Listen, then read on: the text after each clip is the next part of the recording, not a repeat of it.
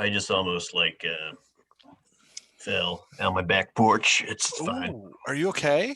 No, it's good. It's good. No, I didn't hurt anything. Well, I think I did, but groin muscle.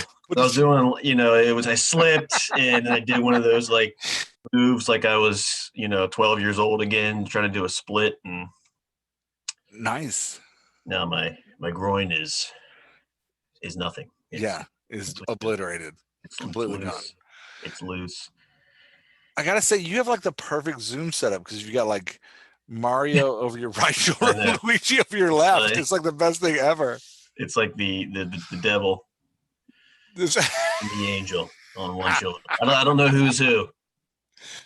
I think Mario's definitely the devil. I mean, based on the movie. This is a big hit for work because people are like, what's going on with... It's pretty funny. I like also that you have Mario jumping for the 1-up mushroom, but Luigi's just jumping for fun. Yeah, he's the best. Yeah, he's just yay! I'm here. All right. Okay, so I should introduce you to. Nobody actually listens to this, but I should introduce you. Hey. Okay, so prime time. Yes, prime time. Here we are. 10,000 listeners any minute now.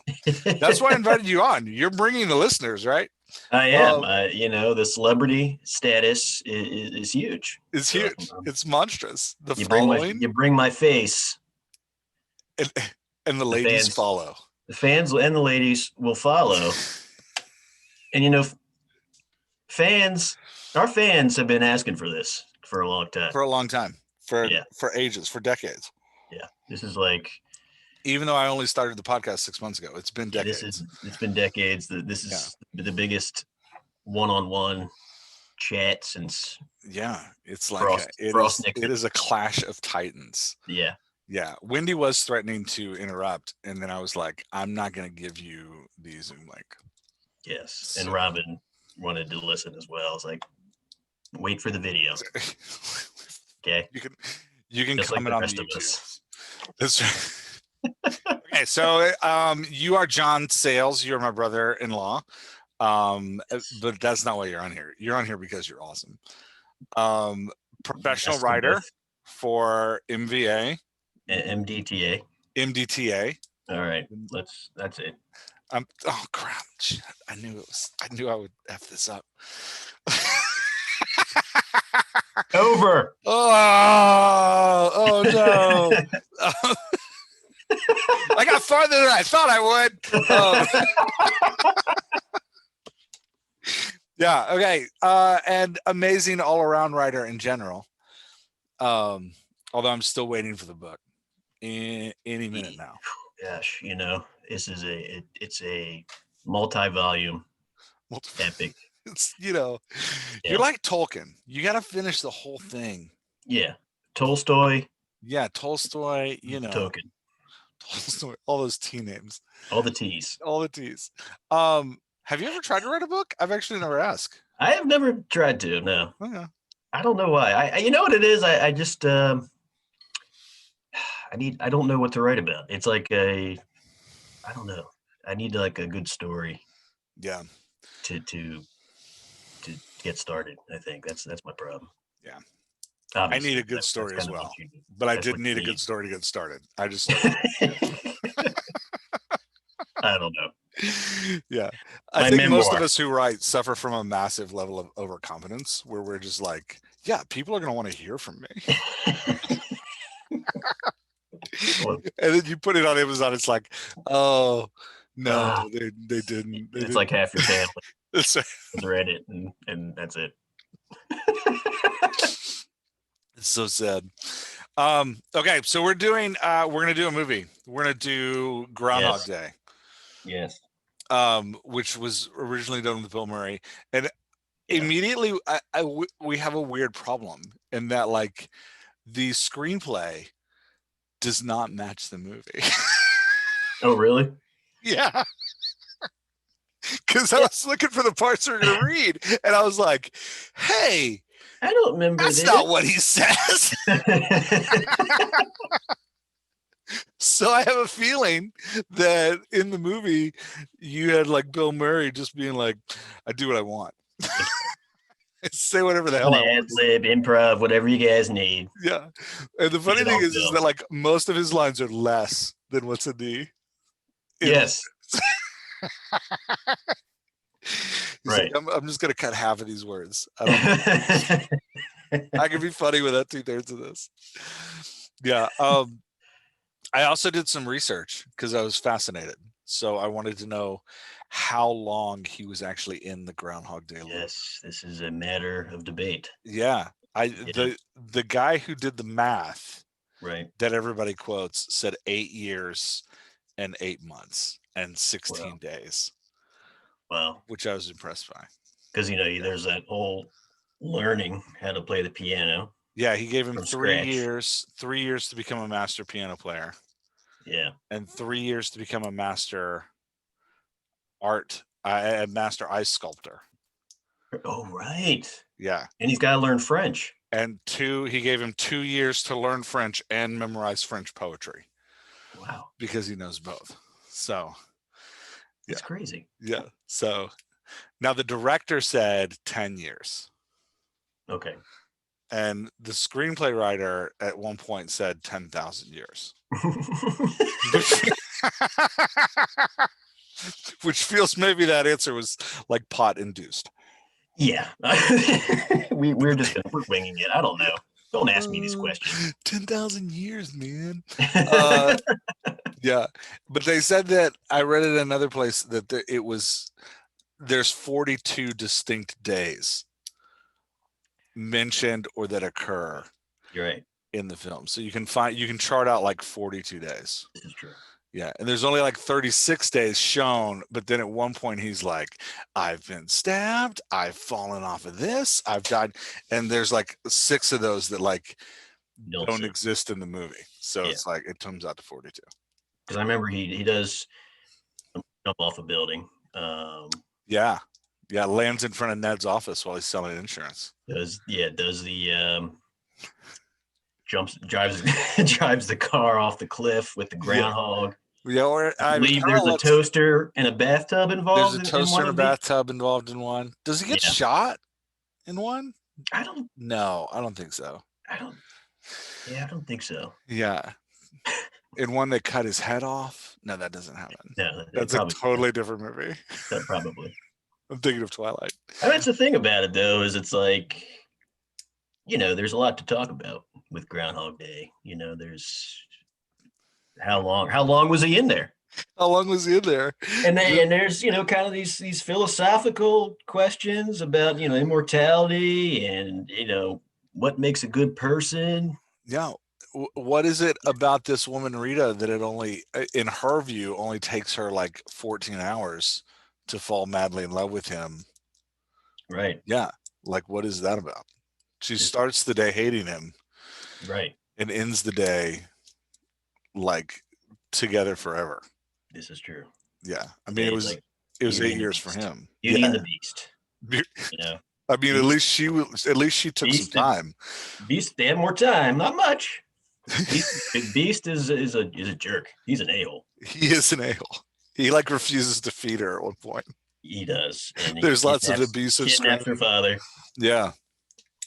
Insults the old woman who may have overreacted, but that's a whole nother podcast.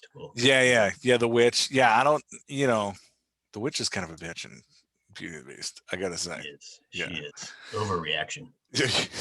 She punishes the entire household. I mean, he's a kid. Those poor servants do nothing. He's a kid. What do you want him to do? He's a rich kid in a castle. Yeah, living by himself in a castle that no one knows exists. No which parents. Is a weird thing. Yeah.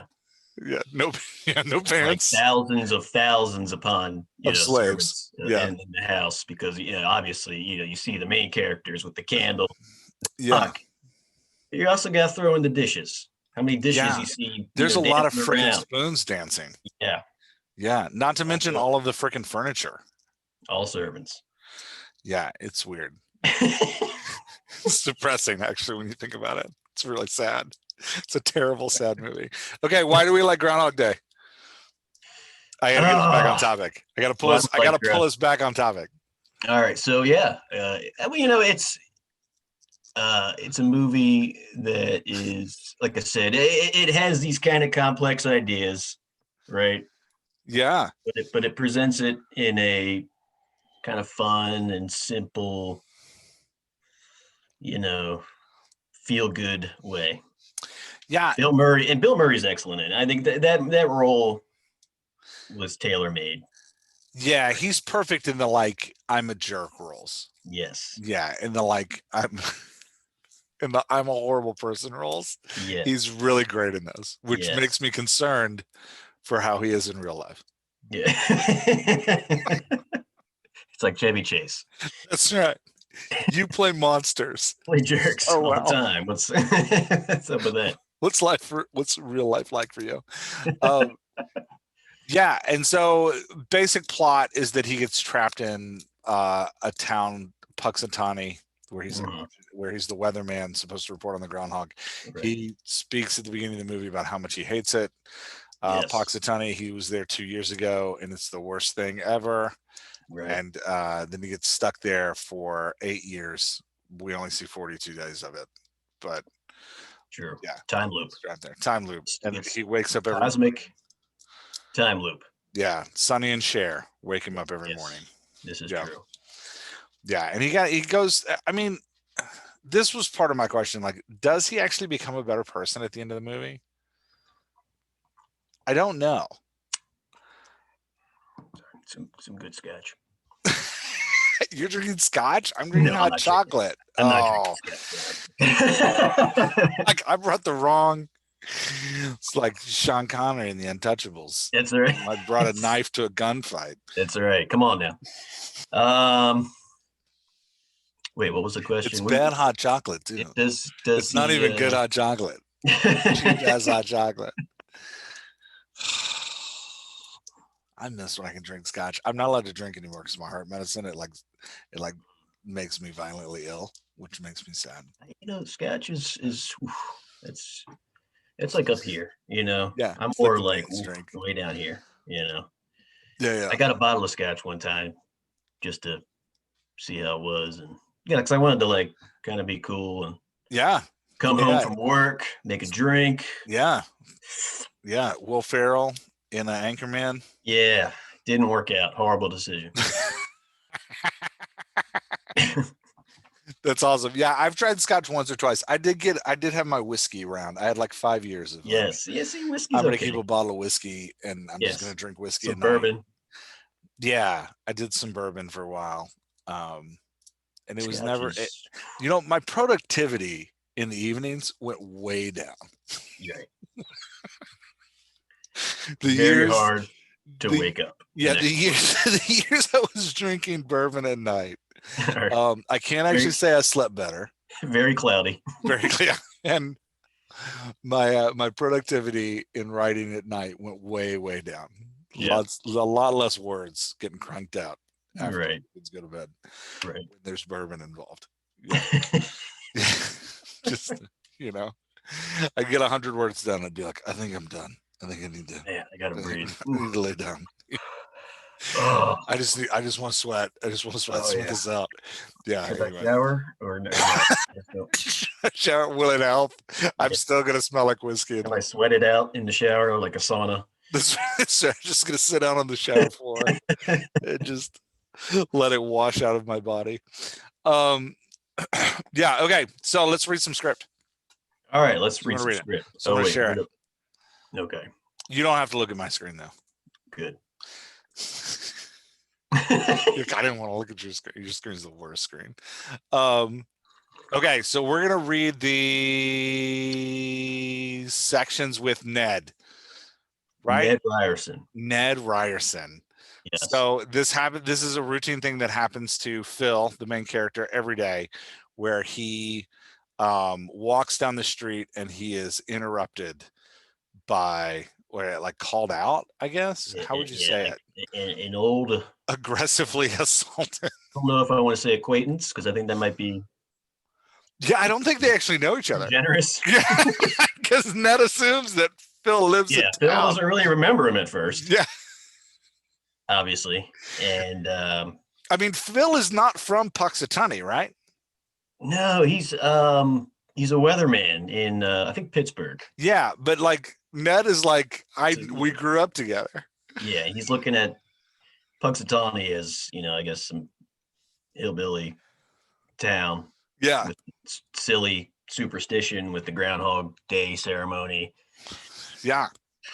But you see, the one day that keeps repeating over and over again, the Groundhog Day, you see pretty much the whole day play out as it originally happened the first time. Yeah. Yeah. And then you keep seeing those scenes repeating, popping up over and over again. And this is one. Okay, are you reading Phil or are you reading Ned? Oof. That's up to you, man. This is your show. No, your call. Your call. Okay. You're the guest. Ladies first. I mean, guests first. I mean. All right, you do Ned. I'll do Ned. And I'll do Phil Connors. Bill Murray, one of his finest performances. And Ned Ryerson, gosh, how many movies have you seen that guy in? I know, and I have no idea what his name is. And you don't know what his name is, but you think, that's the dude. That's the dude. That's Ned Ryerson. All those other things. And then so much. Yeah. Okay, so we're starting at bottom of page 14. Okay. Because Ned actually starts as man OC, and we have 5 of these to read. You picked a scene where Ned shows up 5 times. Awesome. But okay, so here's the weird thing. He shows up 5 times in the screenplay, but he shows up 7 times in the movie. You see. This is why you can't trust the internet. This is why you can't trust the internet. Can't trust directors. Definitely can't trust Bill Murray. Unless he wants to come on this podcast, and then I love him so much. All right. I'll start. Oh, I also whenever we do this, like people that listen to this know, but whenever we do this, neither of us are actors. We're reading a fun script. We're not. This is professional. We're not professional. I'm going to be professional. I've actually been up all night practicing. Have you really? Yeah. No. Oh, okay. I was like, damn it. I just pulled this up an hour ago. Okay. Here we go. All right. There we go. All right. I see. I got to build into it. I get nervous. I don't want to read it. You got to get the high voice. Hey, Phil. Big pie-faced man Ned Ryerson comes huffing and puffing right up to him. There's something about this guy that makes us dislike him on sight. Oh, Phil Connors, I thought that was you. Phil looks at him vaguely. I'm sorry, have we My oh my, Phil Connors, don't say you don't remember me, because I sure as heck fire remember you. Well, Phil stares, trying to remember. I have all the lines. Ned Ryerson, Needle Nose Ned the Head. Come on, buddy. Case Western High. Ned? I see you clicking through that brain of yours. Click, click, click, click, click, click, click, bang. Ned Ryerson. To the whistling trick with my belly button in the talent show. Bing. Ned Ryerson got the shingles real bad senior year. Almost didn't graduate. Bing again. Ned Ryerson went out with your sister Mary Pat a couple of times till you told me not to anymore. Well, Ned Ryerson. Bing. So what are you doing with yourself, Ned? Phil, I sell insurance. No kidding. Do you have life insurance, Phil? Because if you do, I bet you could use more. Who couldn't? But I got a feeling you don't have any. Am I right? Ned, I'd love to talk to you, but I really have to. Phil starts to walk away, but Ned won't take the hint. That's okay. I'll walk with you. When I see an opportunity, I charge at it like a bull. Ned, the bull. That's me now. Some of my friends live and die by actual tables, but I don't think it's all just crapshoot anymore. Ever heard of single premium life? That could be the ticket for you, buddy. God, it's good to see you. Hey, what are you doing for dinner? Dinner? I don't think that's going to work for me. They continue walking. Phil steps into what looks like a shallow puddle and ends up ankle deep in wet slush. Ned laughs like a donkey. Hee-haw! I don't know if that's how he actually laughs, but that's the best donkey laugh I've got. Hey, look out for that first step. It's a doozy. Phil looks at him with murderous contempt. Yay! Insane. All right, what did we like about the opening scene of Ned and Phil? Gosh. Oh, so I we're talking about earlier, it's kind of one of those situations where you run into somebody from your past and you're kind of like, hey, you. Hey, you. And when I went to college at Baylor, there was a big thing where like everybody called everybody bro. And it was like a key sound. You didn't know anybody's name. It's like, hey, bro, what's up? What's going on, bro? Yeah. Sir also works, or ma'am. Yeah, that's in a more like work. How you doing, sir? Yeah, that's one of the reasons I love Zoom though, because everybody's got their name in the corner. Yes, so that's like the best. Yeah. Yes. Because now I'm like, I don't need to remember your name anymore. That's why I didn't call you Bobby today. Thank you. And he doesn't have a beard as glamorous. Well, yeah, I mean, as the main. Yeah, I think part of what I love about this scene is that like I really want to someday write a character where you can work words like heck fire. Yes. I sure as heck fire for you. Yeah. That's great. I also love this part here where he like overshares. The whistling trick with my belly button singles real bad as a senior, like taking pride in these weird right. Oh, it's so great. Yeah, he remembers everything about Phil, and Phil's like, who are you again? Who are you again? Yeah, dated your sister Mary Pat. Like, and this, like, I really want to. This is my struggle with Ned, is that like I really want to know if he has the right person. Like, did he actually date Phil's sister? He probably doesn't. Yeah, like Phil doesn't have a sister Mary Pat. Come on. I've always kind of assumed that like Ned has the completely wrong guy the entire time. That it feels like I'm a single child. Yeah, I don't know who is. Yeah. All right. Yeah. Anything else we like about the opening? Anything else you like about the opening piece? It sets a stage. This is the scene. It totally sets the stage that you're going to be seeing over and over again. Over and over again. And you see, originally at the start, of course, Phil's like, I don't want anything to do with this guy. Yeah. I gotta get out of here. I gotta do my job. I don't even know you. You're not even. I'm only going to be here for an hour. Yeah. I don't care. So I will never see you again. Yeah. I'm glad. You. Yeah. That's foreshadowing. That's right. See him 1,000 years. For 10,000 years. 10,000 years, bro. Okay, so we're back on page 29. Phil rushes down the street again, failing to notice the old bum sitting on the sidewalk, leaning against the storefront. That's another like repeated thing that I didn't read the last time. There's always an old bum out there. It's very heartwarming. Right. Yes. Yeah. Ned, why do you think Ned has OC on here? So like original off camera. Oh yeah, you are smart. See, I write novels, not screenplays. All right. My years in Hollywood. We don't talk about those. We don't talk about that because that was never happened. A lot of blow. Yeah. Yeah. All right, Ned Risen. Hey, Phil. Ned approaches with the same obnoxious attitude. Phil Connors? I thought that was you. Phil just stares and keeps walking. Oh my, Phil Connors, don't say you don't remember me, because I sure as heck fire remember you. Well, Ned Ryerson? Bing! First shot right out of the box. So how's it going, old buddy? To tell you the truth, Nettie, I'm not feeling real well. Could you excuse me? Now, it's funny you should mention your health, because you'll never guess what I do. Phil's very distressed and desperate to get away from this guy. Do you sell insurance, Ned? Bing again.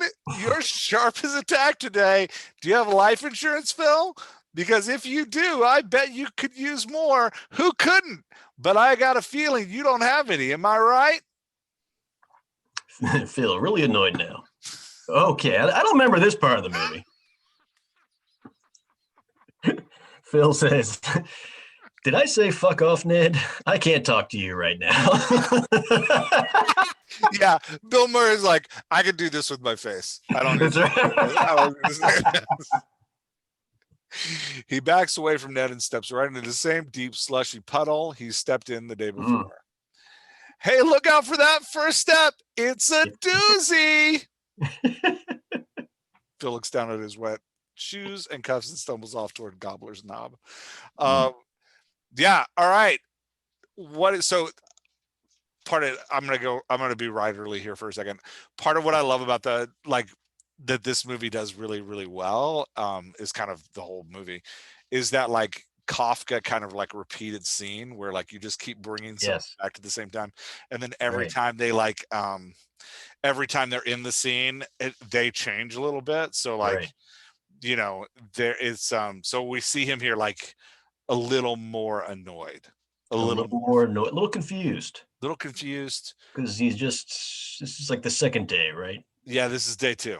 So he's like, didn't we do this already? Didn't I just do this? And he hasn't quite figured out that it's all repeating yet. Yeah. Right. Yeah. And he drops the F-bomb in the screenplay. Does not, from what I recall. Gonna get this film an R rating, man. Yeah.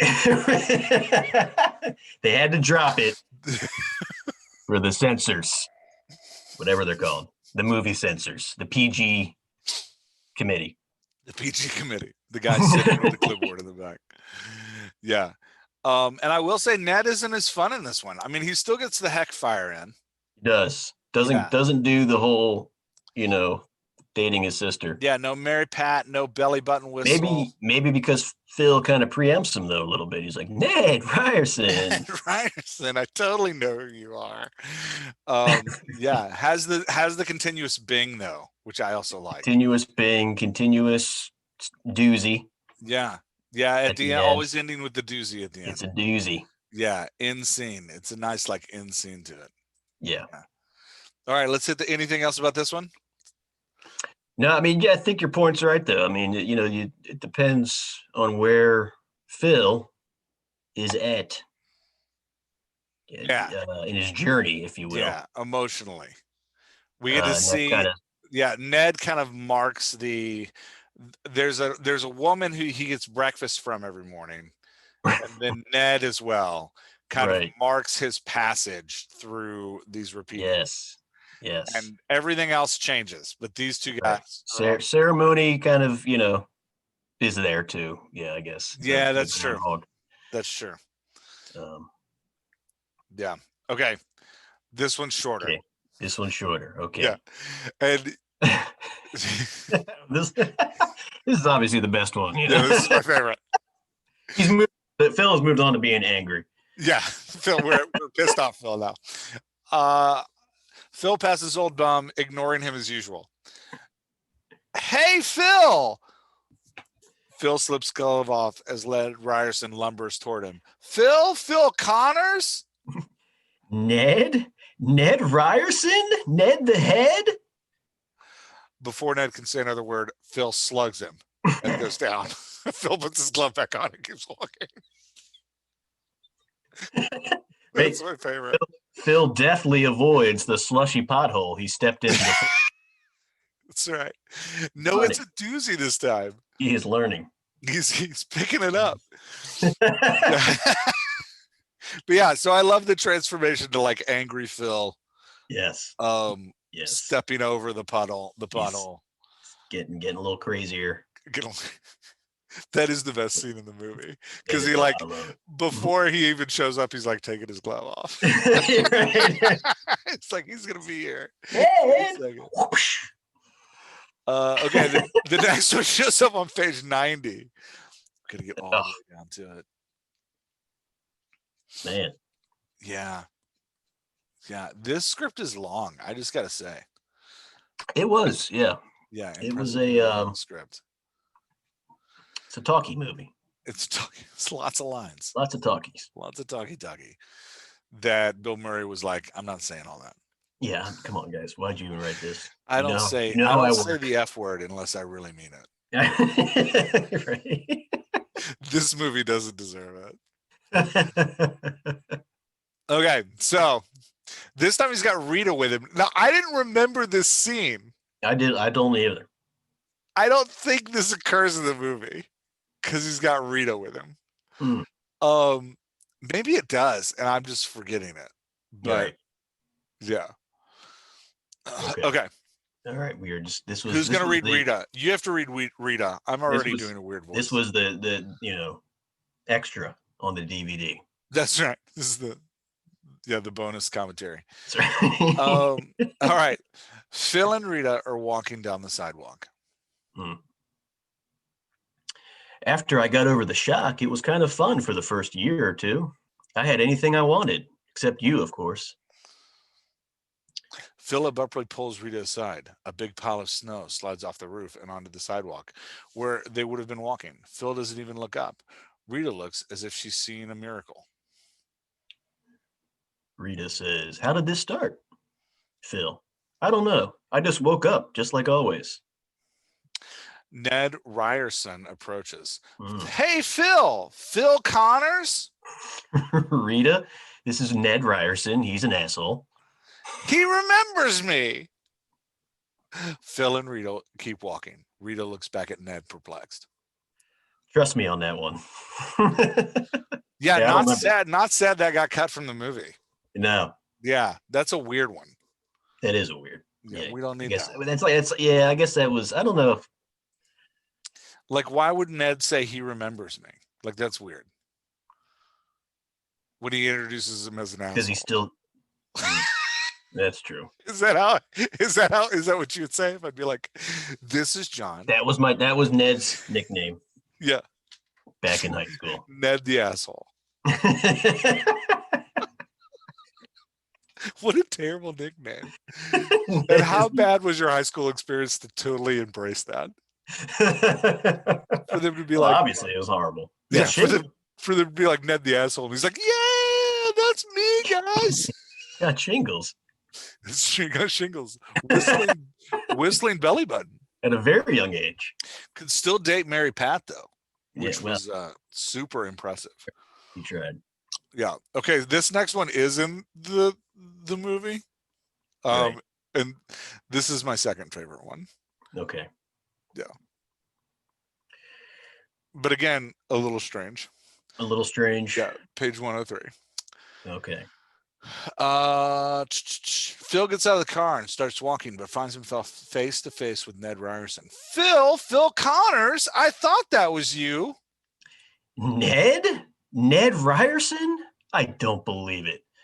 I've missed you so much. Phil gives Ned a big hug and keeps holding on for an uncomfortably long time, actually giving Ned a hickey. Whoa, wait a minute. On the neck. Ned goes into homophobic shock. I don't know. Okay, all right. Okay, so they changed it a little bit from the last line. I gotta get going. Nice to see you, Phil. And he hurries off. Right. So, isn't that just an awkward hug? Yeah, it's an awkward hug. And then Ned leaves. There's no hickey and no homophobic shock. Right. You can kind of see Bill Murray like sitting with the pages of the script and be like, okay, guys. Seriously. I'm not giving anyone a hickey. Yeah, that's an odd one. Yeah, it's a little weird, right? It's an odd one. Although, again, if we're going to be talking, hey, character development here. That's true. Yeah. Starting to warm up. Nice job bringing it back to actual like writer stuff. Honing it in. Honing it, pulling it in. Yeah. Yeah. Warming, like embracing. He's gone from like confused and feeling sick to like angry to now like embracing acceptance with what's happening and just like giving people hickeys. Giving everybody a big fat on the side of the neck. Like, what I love about that image is that like you don't give like immediate hickeys. No, like hickeys take some time to. You got to pull all of the the vessels, if you will. I'm not really sure the science behind the hickey, but it takes work, right? Takes some effort. Yeah, it's hard. Yeah. I mean, when I'm with your sister, well, just kidding. All right, that's it. Kidding. Yay. Okay, while I go to the last one, I'm going to tell a fun family story. Can I tell a fun family story? Yes, please. Okay. When I took you and your other two brothers out to lunch. Yes. To tell you, ask you that I was going to ask your sister to marry me. Right. And right. We were a tough crowd. Yeah, well, I think it was, I don't remember which one of you it was exactly. I think it was Tommy, where it's like, yeah, so I'm thinking about asking Winnie to marry me. And Tommy was like, you're going to sleep with my sister? Yeah, that sounds about right. And I was like, I don't, and he's like, why? What's wrong with her? You don't want to sleep with my sister? I was like, I want to. Yeah. Is this a trick question? Yeah. I'm so confused. Was that was like where Bobby was like all serious? Yeah, Bobby was like taking it seriously, and he's like asking you like these like hardcore questions, and then Tommy and I are like in the corner, like. Yeah, you and Tommy are like, why are we even here? Yeah. Like, do I have to be a part of this? Can I get lunch now? This is lunch, right? Where's the good? Yeah. Well, we're here. Okay. So here's another thing about the screenplay versus the movie. In the screenplay, in the movie, we see Ned one last time at the big like event. Wow. Where they're like hanging out and the like end of day event, and Ned explains that Phil has bought all of the insurances from him. Right. Okay, that is in the movie. That is in the movie. That is not the closer. Not in the screenplay. But in the screenplay, Ned ends the movie. Right. Which is a weird thing. Because I don't think he ends the movie. No. Well, the movie ends. Well, I'm trying to remember. Because this is the second. This is the day after. This is February 3rd. This is the day after. Yeah, we're in the day after. And we have our final appearance of Ned. Yeah. Oh, wow. But I don't remember this background appearance of Ned. No. Because when we get to the end of it, we'll definitely remember it. This screenplay is yeah. I mean, it did make a great movie. It did, really. There's a lesson somewhere. There's a lesson somewhere. Yeah, and there's a voiceover at the end, right? Like Phil has a voiceover at the end, which I also don't remember. Do you remember a voiceover at the end, like wrapping up the town? No, I remember the last scene was like they wake up in bed. Yeah. Rita and Bill and Phil. Rita. And gone from zero to hero in like 14 hours. Married, getting ready to get married and move to Punxsutawney. Mm-hmm. And go buy a house. And it's the next day, and they're like, "Oh yeah, this is it. This is the next day," and like Phil's all happy, and then they go outside, right? And and so do a snowball fight or something. Yeah, here's how he kisses her on the cheek and rushes out with Rita. This is Miss Lancaster, who's like giving them breakfast every morning. Right. Okay. Street is the day. Phil and Rita walk down Main Street hand in hand. A man, Phil, good morning. A lady, Mr. Connors, I wanted to thank you. Phil, that's all right. Flores steps out of the shop with a bouquet. Phil, here, I want you to have these. Phil, thanks, Carl. Phil smells the flowers and hands the bouquet to Rita. Is this some kind of alternate time loop that we're? This is the end of the time loop. You have to read You have to read the voiceover. Voiceover by Phil. And so began my final lifetime, and ended the longest winter on record. I would find myself no longer able to affect the chain of events in this town, but I did learn something about time. You can waste time, can kill time, can do time. But if you use it wisely, there's never enough of it. So you'd better make the most of the time you've got. A car skids on the ice and smashes into a tree. Phil and Rita rush over to help, but the driver waves that he's okay. Rita and Phil continue their walk. Mm. Why did that happen? Sorry, keep going. Larry never got through the blizzard, so none of my groundhog reports ever made it on the air. But Rita and we lived happily ever after. Phil and Rita walk off together across the street. Larry is trying to get rid of Ned Ryerson, who doggedly trying to sell him insurance. Doggedly, not dodgedly.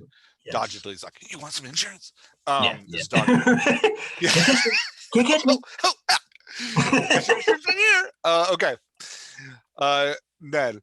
But Phil told me you were his accountant. You have to read Larry. Look, I told you, he's nuts. Larry keeps trying to walk away, but Ned won't leave him alone. Let me just tell you about single premium life. Finally, Larry slugs Ned, storms off, leaving Ned floundering in a snowbank. Phil and Rita walk on as we pull up and wave from Main Street, revealing the whole of Punxsutawney and the snowy countryside that embraces it. The end. The end. Shockingly different ending. Wow. Yeah, you get the voiceover lesson. Yeah. Up here, just as a note to I just want to say this to writers. Right?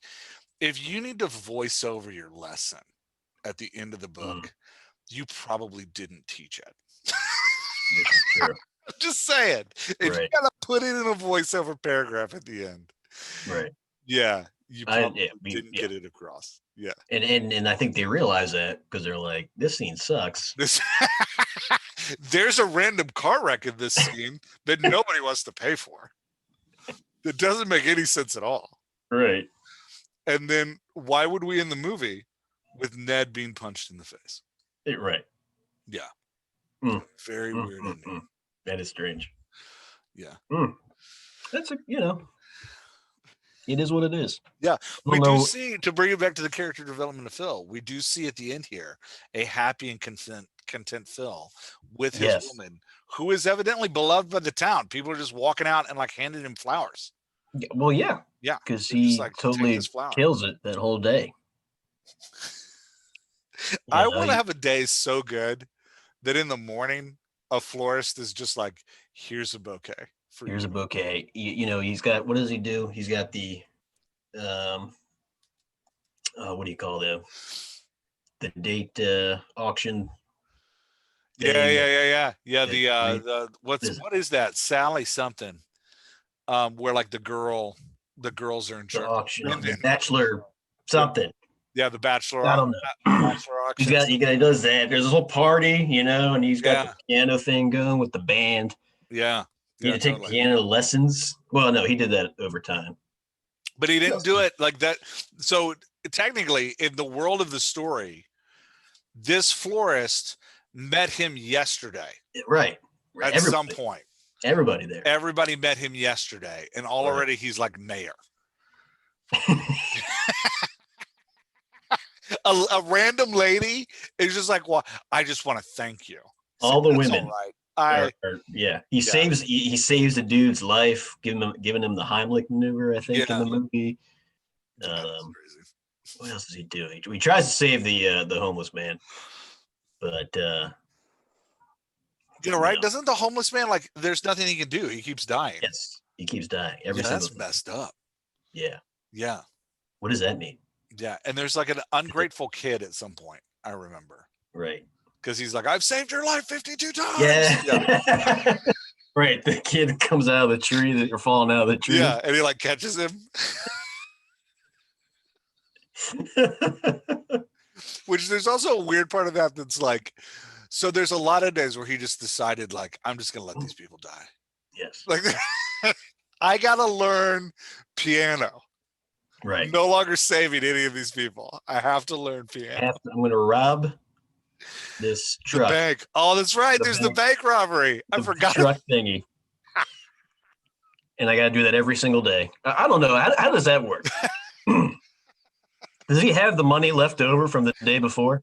No, he can't. He wakes up in the bed as if everything's restarted. Right. So every day, but every day he goes to pay the piano teacher. He gives her an absurd amount of money, right? Like skip her next class. And she shoves the kid out the front door. And she's like, "Yeah, get the hell out of here!" Yeah, that's a different movie. Peace, love, dope. Yeah. Anyway, how many? So I was thinking of this with Groundhog Day. This concept of a time loop. Yeah. How many times that has been used after Groundhog Day came out? Because I know there's off the top of my head, there's that Edge of Tomorrow movie, which is not a comedy. That one used it with Tom Cruise. Yeah. There was kind of a time loop with Adam Sandler and I can't remember the girl where like she doesn't remember anything. Yeah, that's kind of a time loop. Yeah. Kind of in a sad and tragic way because she's like fatally injured. Here comes Miles. Hey, Miles! Yay! Oh man, he's gone. I said his name and he ducked out. He was like, "No, he's gone." Yeah. I don't. There's Tomorrow. There's one I saw recently on I think Hulu. It's got Andy Samberg. Yeah, they just redid a Groundhog's Day. And it's movie. Palm Springs. Oh, okay. I haven't watched that one yet. It's basically the same plot, except it takes place at a wedding. Nice. In Palm Springs. Nice. Does it end with a random car wreck, a florist giving Andy Samberg flowers, and Ned being punched in the face? All of the above. Excellent. That's what I need right there. Yeah. That's insane. Yeah, I'll have to watch it. Was it any good? Actually, it was. Yeah, I liked it. It was pretty funny. Nice. But it had, like you were talking about, like both of those, The Edge of Tomorrow and Palm Springs, they each have that, like, this kind of repeating. Yeah. Time looping. Or like they're trying to do something and they keep failing it over and over and over and over again. Like Edge of Tomorrow, Tom Cruise keeps getting killed. Yeah. I'm trying to remember what his goal is in Edge of Tomorrow. Yeah, it's like aliens. Yeah. Invaded the Earth. He's got some like their special time travel powers. I don't know, but he has to keep training and to make it work, and he keeps dying. Yeah. It's kind of these like little funny repeating scenes of him getting killed over and over again. And we all love to watch Tom Cruise die. Yes. I don't know if there's much running in this movie. That's depressing. You need it. If you have a Tom Cruise movie, you need to just run. Yeah. Best Tom Cruise running scene is Mission Impossible 4, where he randomly has to run through China. Yes. It is in the city. In the city. And he's just like running past all of these people next to a river. Yes. It's chaos. It's quite impressive. They said, Bourne Identity. Yeah. We see you. And we're going to raise it. We're going to go get Philip Seymour Hoffman. Up the ante. And we're going to make you sad that you weren't us. And you settled for Matt Damon. That's right. And Matt Damon can suck it. That's what Mission Impossible 4. That's actually the subtitle. Mission Impossible 4, suck it, Matt Damon. All right, man. I'm going to stop the recording. Thanks for doing this with me. Yeah, man. Had a good time. Thanks for having me.